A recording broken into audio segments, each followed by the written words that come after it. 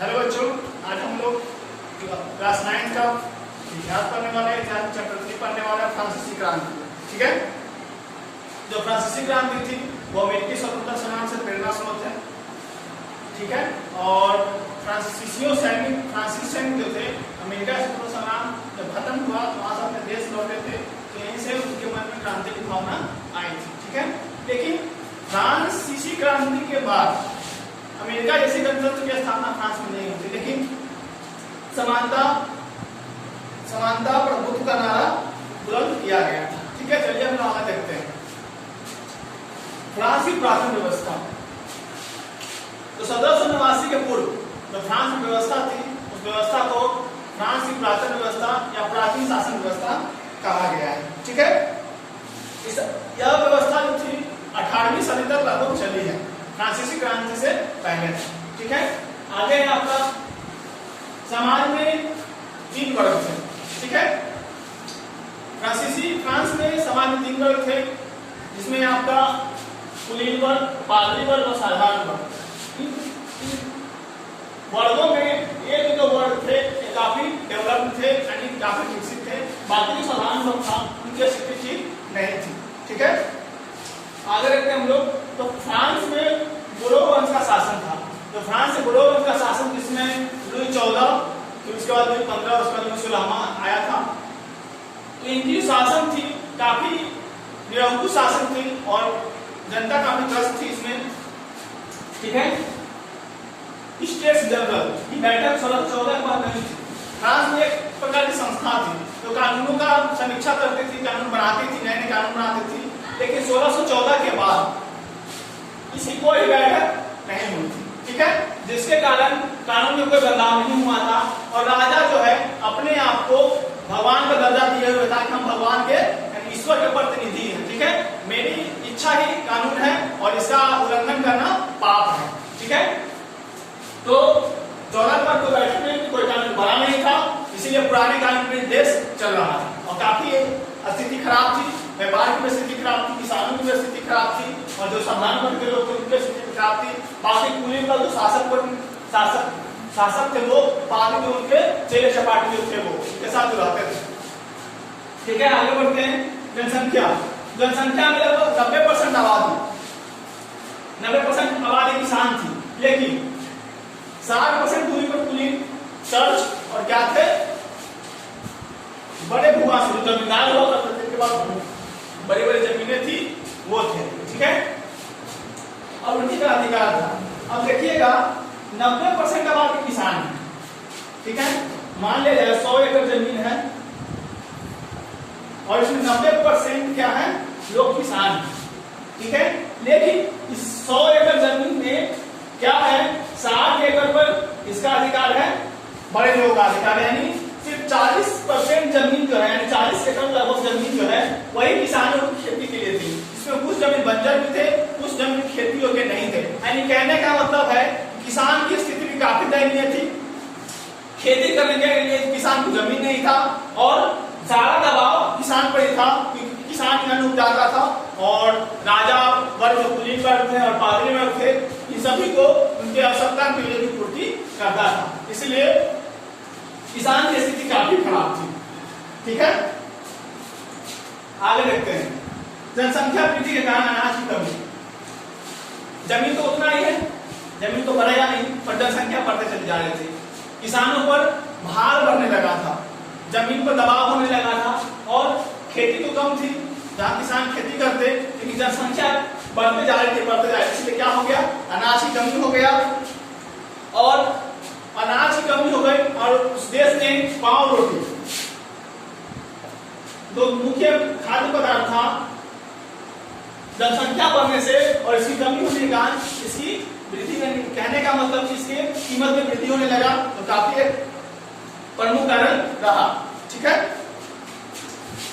उसके बाद है उचित मजदूरी न मिलने के कारण मजदूरों की जीविका का संकट उत्पन्न होना, जो कहने का मतलब महंगाई बढ़ने लगा था। ठीक है, तो महंगाई बढ़ने लगा, टैक्स बढ़ने लगा, तो जो मशीन मालिक या मिल मालिक जो थे जिनके पास फैक्ट्रियां थी वो अपने मजदूरों को उचित मजदूरी नहीं देते थे। इतना ही मजदूरी नहीं मिलता था उन मजदूरों को कि अपने जीवन यापन ठीक ढंग से कर पाए, दो वक्त की रोटी को जुटा पाए। तो उनकी स्थिति काफी दयनीय थी, इसलिए मजदूरों के बीच में जीविका का संकट उत्पन्न हो, यानी अपनी जीविका चलाने में काफी कठिनाइयां हो रही थी, अपनी जीविका चलाने में असमर्थ हो चुके थे। आगे बढ़ते हैं। देश के विभिन्न भागों में अलग अलग प्रकार के टैक्स लगाते हैं। देखिएगा यहाँ पर स्टेट जनरल जो था, जो कमेटी थी, इसकी बैठक 1614 के बाद हुई नहीं थी और राजा अपनी मनमानी करता था। राजा जो जहां टैक्स लगाता था वो लगता था। और एक बात और, कानून की समानता नहीं थी, कानून की समानता नहीं थी, कानून की समानता नहीं थी, इसीलिए कहीं पर भी किसी प्रकार का टैक्स, कहने का मतलब इस देश के अलग अलग क्षेत्रों में अलग अलग प्रकार, कहीं पर मान लिया जाए कहीं का टैक्स कम होता था तो कहीं बहुत ज्यादा टैक्स होता था, कहीं साधारण टैक्स होता था। यानी कहने का मतलब जो सामंती व्यवस्था, इसमें सामंती व्यवस्था थी, सामंतों को शासन करते थे, तो जिस सामंत का जितना मन करता था अपनी इच्छा अनुसार, अपने स्वेच्छा से या अपनी वृद्धि के लिए या अपनी सुविधा के लिए मनमाना टैक्स वसूलते थे किसानों से और जो मध्यम वर्ग के लोग थे उससे। ठीक है, आगे बढ़ते हैं। मध्यम वर्ग, इसी समय में एक वर्ग का उदय होने लगता है जो है मध्यम वर्ग, मिडिल क्लास जो है, इसका उदय होने लगता है। तो जनजाति से शासन का विरोधी था। जनजाति से शासन मतलब कहने का मतलब कोई सामंत है, इसका संतान होता है वो भी सामंत होगा। कहने का मतलब पिता को जो अधिकार दिया गया है उसके पुत्र को भी सेम टू सेम वही अधिकार दे दिया जाएगा। इस विशेषाधिकार के मध्यम वर्ग लोग विरोधी थे। आगे स्वतंत्रता और समानता की हिमायती थे। कहने का मतलब कि स्वतंत्रता और समानता, हर लोग को स्वतंत्रता होना चाहिए और हर लोग को समान अधिकार होना चाहिए। तो इसके वो लोग प्रेमी थे, यानी इसको मानते थे और इसके विरोधी थे। आगे बुरबुल आक्रमण के लुई 14, तो बुरबुल आक्रमण के लुई 14 के समय शासन अपने सर्वोच्च शिखर पर था। इसका शासन कुछ ठीक ठाक था, लेकिन इसका लुई 15 आया और 1774 में लुई 16वां क्या गद्दी में बैठता है और तो काफी निरंकुश है, फिजूल खर्ची है और अयोग्य है। कहने का मतलब है कि जनता पर काफी इसका अत्याचार होता है। ठीक है, और अर्थव्यवस्था भी काफी खराब रहती है। इसका शासन काल बहुत ज्यादा खराब है, अर्थव्यवस्था देश की काफी गिर जाती है, लोगों में महामारी, लोगों में हाहाकार फैल जाता है और ये शासक फिजूल खर्ची है, फालतू चीजों में पैसा खर्च करता है और ये शासक अयोग्य भी था, जनता के लिए नहीं था, एक शासन करने के लिए योग्य शासक नहीं था। उसके बाद है राजा की आय। राजा की आय, जो मेन राजा था शासक, उसका आय और राजकीय मतलब राजकोष, राजकोष में जितना धन इकट्ठा होता था और राजा की जो इनकम था दोनों लगभग बराबर था। कहने का मतलब था कि राजा अपने मन से कितना भी धन अपने पास रखता था और इसका लेखा जोखा, कितना पैसा आया, कितना पैसा गया, कितना पैसा कहाँ खर्च हुआ, इसका कोई लेखा जोखा किसी के पास नहीं होता था। राजा अपने मन से कुछ भी करता था, कहीं भी जो जितना मन हो उतना पैसा खर्च करता था। राजा किसी की बात नहीं सुनता था, यहाँ तक कि अपने मंत्रियों की बात भी नहीं सुनता था। राजा कहने का मतलब कि अनउत्तरदायी राजा था, यानी किसी को कोई उत्तर नहीं देता। उसके बाद फ्रांस पर 10 अरब लिब्रे यानी फ्रांसीसी मुद्रा, फ्रांस की मुद्रा लिब्रे था उस टाइम, वो उसका कर चढ़ गया था। कहने का मतलब अमेरिकी स्वतंत्रता संग्राम में फ्रांसीसी सैनिकों ने अमेरिका को सहायता दिया था, उसमें अमेरिका को काफी नुकसान फ्रांस को काफी नुकसान उठाना पड़ा था और जिसके कारण इस पर लगभग 10 अरब लिब्रे तो फ्रांसीसी मुद्रा है उसका कर्ज बढ़ गया था। और इसके साथ फिर क्या होता है, फ्रांस में क्रांति होती है और फ्रांस में एक नई की स्थापना होती है। चलिए तो हम लोग देखने वाले हैं फ्रांसीसी क्रांति के कारण, अगर फ्रांस क्रांति हुई थी क्या कारण थे, तो बहुत सारे कारण हैं। चलिए देखिएगा, इसकी जो रूपरेखा तैयार हुई थी ये अमेरिकी स्वतंत्रता संग्राम का समय हो गई थी और तत्कालीन कुछ कारण थे, जैसे सामाजिक, आर्थिक और भौतिक कारण भी रहे इसी क्रांति को शुरुआत होने का। ठीक है, पहला कारण है आपका राजनीतिक कारण। राजनीतिक कारण भी बहुत सारे थे, बहुत तरह के बात थी, कुछ राजा की गलतियां थी, कुछ बहुत सारी गलतियां थी। देखिए, पहली बात है निरंकुश राजशाही। जो राजा था वो काफी निरंकुश था। ठीक है, लुई 14 जो शासक था उसका कहना था कि मैं ही राज हूं, आई एम स्टेट, मैं ही राज हूं और वो अपने आप को ईश्वर की प्रतिनिधि मानता था और कहता था कि मेरी बातों को न मानना एक तरह से पाप है। ठीक है, उसके बाद है लुई सोलामा। लुई सोलामा का कथन था मेरी इच्छा ही कानून है, मैं जो करूंगा वही कानून है, किसी कानून बनाने की आवश्यकता नहीं है, मैं ही राज हूं। कहने का मतलब है कि लुई 14 ने कहा था मैं ही राज हूं और लुई सोलामा ने क्या कहा था मैं ही कानून हूं, यानी मैं जो कहूंगा वही कानून रहेगा। ठीक है, आगे फ्रांस में राजा की निरंकुशता को नियंत्रित करने के लिए एक संस्था बनाई गई जिसका नाम था पार्लमा संस्था। ठीक है, ये एक प्रकार का कोर्ट हुआ करती थी और इनकी संख्या 17 थी। ये कहने का मतलब था कि इस तरह से आज हमारे राज्य में और पूरे देश में सर्वोच्च न्यायालय है जिसको सुप्रीम कोर्ट कहते हैं और राज्यों में न्यायालय है उसको हाई कोर्ट कहते हैं और उससे नीचे न्यायालय होता है। उसी प्रकार से फ्रांस में भी पार्लियामेंट संस्था थी जो आज की कोर्ट की तरह काम करते थे, लेकिन इसमें भी खामियां थी। ठीक है, खामियों को बाद में देखेंगे, पहले देख लेते हैं। तो पार्लियामेंट जो था, पार्लियामेंट का एक कहने का मतलब सर्वोच्च न्यायालय भी था। वो राजा के जो फैसला राजा करता था उसके निर्णयों का समीक्षा करता था। ठीक है, राजा ने निर्णय कैसा लिया, सही लिया है गलत लिया, उसकी समीक्षा करता था। जैसे आज होता है कि सरकार की समीक्षा सुप्रीम कोर्ट करता है, सरकार की फैसलों की समीक्षा, उसी प्रकार उस टाइम राजा जो निर्णय लेता था उसकी समीक्षा पार्लियामेंट संस्था किया करती थी और इसकी टोटल संख्या 17 थी और इसका मुख्यालय जो था पार्लियामेंट पेरिस में था जो कि फ्रांस में था। ठीक है, लेकिन ये जो संस्था थी राजा के अधीन ही काम करती थी और इसके जो अधिकारी हुआ करते थे वो कुलीन वर्ग के थे, यानी उच्च वर्ग के थे। इसके जो न्यायाधीश होते थे, इसके जो न्यायाधीश थे वो कुलीन वर्ग के थे। कहने का मतलब कि शासक वर्ग में ही थे। ठीक है, जो ऐशो आराम की जिंदगी ये भी गुजारना चाहते थे, इसीलिए राजा के अधीन रहते थे, राजा के फैसलों का विरोध नहीं करते थे, उनके फैसलों को मान लेते थे। ये सिर्फ नाम की संस्था थी कि राजा की समीक्षा, राजा के फैसलों का समीक्षा करता था, ऐसा था नहीं, ये राजा की बातों को मानता था। ठीक है, आगे है राज दरबार की विरासता। जो राज दरबार था वो भोग विलास का केंद्र बन चुका था। जितने भी ऐशो आराम की जिंदगी थी वो राज दरबार में होता था। ठीक है, और राजा तो पूरे भोग विलास में हमेशा लिप्त रहता था, उसको जनता अपनी तरह से कोई मतलब था नहीं और जनता से जितना ही पैसा कर वसूला जाता था, कर के बारे में पता ही होगा कि हर जगह अलग तरह के टैक्स से मनमाना टैक्स वसूला जाता था। तो जितना भी पैसा आता था उसको निर्ममता पूर्वक, कहने का मतलब उसको धन खर्च करने जरा सा भी माया मोह नहीं होता था कि जनता का पैसा हम खर्च कर रहे हैं तो जनता को क्या हानि होगा, इसकी कोई उसकी सोच नहीं थी और उस धन को अपने भोग विलास और आमोद पर इधर उधर की चीजों में खर्च करते रहता था, अपने ऐश आराम की जिंदगी जीने के लिए और बाकी फालतू खर्च के लिए पैसा खर्च करता था। ठीक है, और ये लुई सोलामा था जो तो पेरिस से मीलों दूर, लगभग कई मील दूर बरसाई के शीश महल में रहता था और यहाँ ऐशो आराम की जिंदगी गुजारता था। ठीक है, तो पेरिस से काफी दूर था, इसको सामान पहुंचाने लाने में काफी खर्च होता था और इसमें काफी ज्यादा धन खर्च होता था इसको यहाँ रखने में। ठीक है, ये तो फिजूल खर्ची था।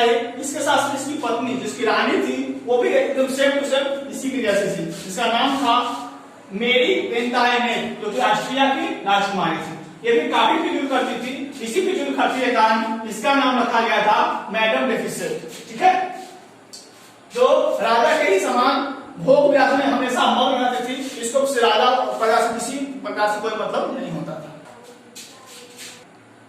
चलिए आते हैं अगले कारण पे। देखिए प्रशासनिक भ्रष्टाचार, तो लुई सोलामा का जो प्रशासन था वो भ्रष्ट था। ठीक है, घूसखोर जो भी कहिए मतलब था। राजा का सलाहकार और सेवक और उसके अधिकारी तो पूरे भ्रष्ट थे। ठीक है,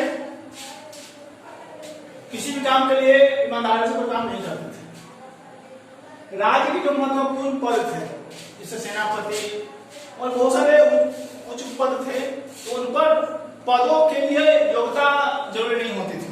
आपकी क्या योग्यता है, बहुत ज्यादा पढ़े लिखे भी हैं तो आपको उस पद पर नियुक्त नहीं किया जाएगा। उस पद पर नियुक्ति के लिए पैरवी की आवश्यकता होती थी। यानी कहने का मतलब क्या कोई ज्यादा पढ़ा लिखा आदमी है और कोई एक अनपढ़ आदमी है, अगर अनपढ़ आदमी के लिए पैरवी है और पढ़े लिखे आदमी के लिए कुछ नहीं है, तो वहां पर पढ़े लिखे आदमी की नियुक्ति नहीं होती थी, बल्कि क्या होता था आपकी वो अनपढ़ जो अयोग्य है उस पद के लिए उसकी नियुक्ति वहां कर दी जाती थी। आगे पदाधिकारी था दरबारी, पदाधिकारी हो दरबारी हो, और उसके दौरान उसके राज्य में जो भी अधिकारी थे वो एक दूसरे को आपस में हमेशा नीचा दिखाने के लिए षड्यंत्र रचा करते थे और इससे राज्य की कार्यकलापों पर ध्यान नहीं देते थे। आगे बढ़ते हैं। चौथा, अति केंद्रीकृत प्रशासन। केंद्रीय यानी प्रशासन जो था वो राजा के पास केंद्रित था, यानी जो भी कानून जो भी कुछ भी होता था वो राजा ही करता था। जैसे प्रशासन की सारी शक्ति, जो भी प्रशासन की शक्ति है, किसी को गिरफ्तार करना है, किसी को छोड़ना है, किसी का घर कुछ भी करना है, सही गलत जो भी, वो सारा राजा के पास केंद्रित था। यानी राजा के अलावा उस काम के लिए कोई और आदेश नहीं दे सकता। आगे स्वायत्त प्रशासनिक संस्थाओं का प्रचलन नहीं था। इस प्रकार आज हमारे यहाँ स्वायत्त प्रशासन है, जैसे आपके वार्ड काउंसिलर, मुखिया, सरपंच होते हैं, उसी प्रकार उस टाइम स्वायत्त प्रशासन नहीं था। आज जो हमारे यहाँ स्वायत्त प्रशासन है छोटे स्तर पे, उस प्रकार उस टाइम नहीं था। इसीलिए केंद्र प्रशासन जो था वो राजा के हाथों में थी। प्रशासनिक व्यवस्था शिथिल पड़ चुकी थी। प्रशासनिक व्यवस्था इसलिए शिथिल पड़ चुकी थी कि राजा अपने भोग विलास में व्यस्त रहता था, वो जनता से कोई मतलब नहीं था राज्य में क्या चल रहा है, किसके साथ अच्छा हो रहा है, किसके साथ बुरा हो रहा है, कर कितना या क्या हुआ, उसे कोई मतलब नहीं था। उसको सिर्फ अपने आप से मतलब था, हम अपना सुख चैन की जिंदगी कैसे गुजारें, जनता मर रही है क्या हो रही है उससे कोई मतलब नहीं था। आज पांचवा है प्रशासनिक अव्यवस्था। प्रशासन जो था व्यवस्थित नहीं था, वो अव्यवस्थित था, यानी एकजुट नहीं था, एकरूपता नहीं थी प्रशासन में। जैसे अव्यवस्थित और बेढंगा था, कहने का मतलब प्रशासन की व्यवस्था नहीं थी, किस ढंग का प्रशासन हो, कैसा चलेगा, क्या होगा, कोई मतलब नहीं था, अव्यवस्थित था, बेढंगा टाइप का।